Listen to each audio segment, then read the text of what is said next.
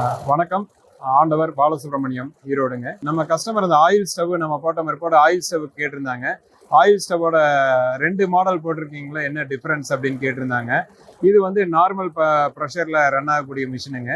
இது வந்து கொஞ்சம் ஹை ப்ரெஷரில் ரன் ஆகக்கூடிய மிஷினு. இது ஹை ஃப்ளேம் ஸ்டவ் அப்படின்னு நாங்கள் சொல்கிறோம்.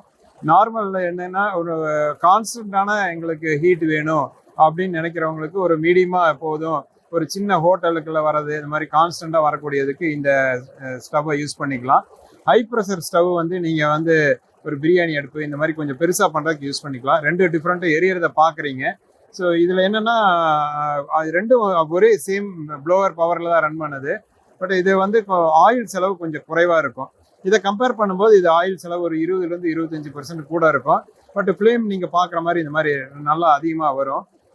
ஆனால் இந்த ரெண்டுலேயும் பர்ஃபார்மன்ஸில் எந்த டிஃப்ரெண்ட்டும் இல்லை. கொஞ்சம் ஆயில் செலவு மட்டும்தான் கூட. இபி பவர், கரண்ட் செலவு எல்லாமே ஒன்றா தான் இருக்கும். சேம் ப்ளோவர் தான் நம்ம அதுக்கு ரெண்டுக்கும் போட்டிருக்கோம். நாசிலோட லைஃப் பார்த்தீங்கன்னா 2 சேமாக தான் இருக்கும். எந்த பெரிய டிஃப்ரென்ஸும் இருக்காது. ஸோ இந்த 2 ஸ்டவ்வும் மார்க்கெட்டில் போகுது.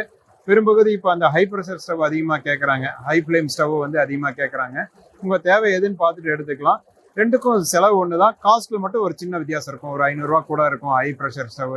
இந்த நாசிலோட காஸ்ட் தான் டிஃப்ரெண்ட்டாக இருக்கும். மற்றபடி எல்லாமே சேமாக தான் இருக்கும். தேங்க்யூ.